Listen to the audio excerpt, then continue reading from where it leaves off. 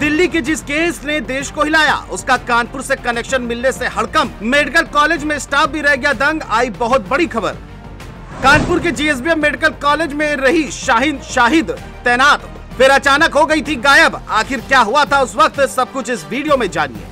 जी हाँ, जिस दिल्ली के लाल किला केस ने पूरे देश को लाया, उसका कानपुर से कनेक्शन निकला है। यह हैरानी की बात नहीं, सच है, क्योंकि खबर है कि जैसे जैसे इस केस की जांच आगे बढ़ रही है, इससे जुड़े हुए नए कनेक्शन सबको चौंका रहे हैं। इस कड़ी में सबसे बड़ा खुलासा तब सामने आया है कि फरीदाबाद से गिरफ्तार हुई डॉक्टर शाहीन शाहिद का सीधा संबंध कानपुर से निकला। जांच में पता चला कि शाहीन साल 2006 में यूपी लोक सेवा आयोग के माध्यम से चयनित होकर कानपुर के जीएसबीएम मेडिकल कॉलेज में फार्माकोलॉजी विभाग में प्रवक्ता के पद पर तैनात हुई थी। कुछ समय बाद 2009 में उसका 6 महीने का तबादला कन्नौज हुआ, लेकिन 2010 में वो फिर से कानपुर लौट आई।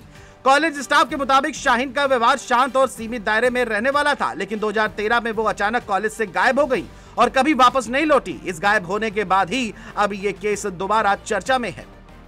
कॉलेज प्रशासन ने जब लंबे समय तक शाहीन की सूचना न मिलने पर जांच की तो 2013 से 2021 तक लगातार नोटिस भेजे गए, लेकिन कोई जवाब नहीं मिला। आखिरकार शासन ने उसे सेवा से बर्खास्त कर दिया। रिकॉर्ड के अनुसार शाहीन का आधिकारिक पता लखनऊ दर्ज था और उन्होंने अपने अंतिम पत्राचार में care of doctor Parvez Saeed लिखा था, जो उस वक्त इंटीग्रल यूनिवर्सिटी के मेडिसिन विभाग में कार्यरत थे। कॉलेज के कई पुराने स्टाफ ने बताया कि शाहीन अपने निजी जीवन को लेकर बहुत शांत रहती थी, लेकिन 2015 में उसका अपने पति जफर हयात से तलाक हो गया था, जिसके बाद उसकी लोकेशन कानपुर और लखनऊ दोनों जगहों से गायब हो गई।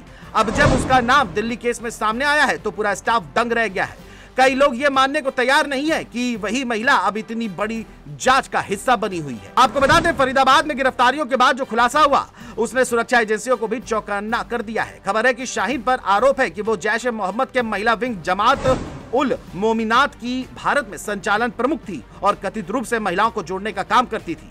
उसकी कार से हथियार मिलने की जानकारी ने जांच को और गंभीर बना दिया है। इस वजह से उत्तर प्रदेश एटीएस की टीम कानपुर पहुंची और जीएसबीएम मेडिकल कॉलेज से शाहीन की सेवा रिकॉर्ड फाइल, नियुक्ति दस्तावेज और पुराने पत्राचार की कॉपियां अपने साथ ले गई।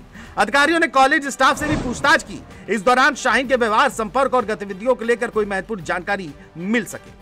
अब जांच एजेंसियों का फोकस इस बात पर है कि 2006 से 2013 के कानपुर वाले समय में क्या शाहीन के किसी बाहरी नेटवर्क से संबंध थे या फिर सब हाल ही के समय में हुआ है। कॉलेज के कई कर्मचारी और प्रोफेसर भी इस बात को लेकर हैरान हैं कि एक नॉर्मल सी दिखने वाली महिला जो क्लासरूम में लेक्चर दिया करती थी, वो अब एक नेशनल लेवल की एजेंसी का जांच का हिस्सा बन चुकी है, जिसको लेकर के कानपुर के लिए एक बड़ा सवाल है। और इसको लेकर के अब देखने वाली बात ये होगी कि आगे इस पर क्या कुछ निकल के आता है। अपने सहयोगी विष्णु राठौर के साथ जहीर खान, जेवली न्यूज़ के लिए कानपुर।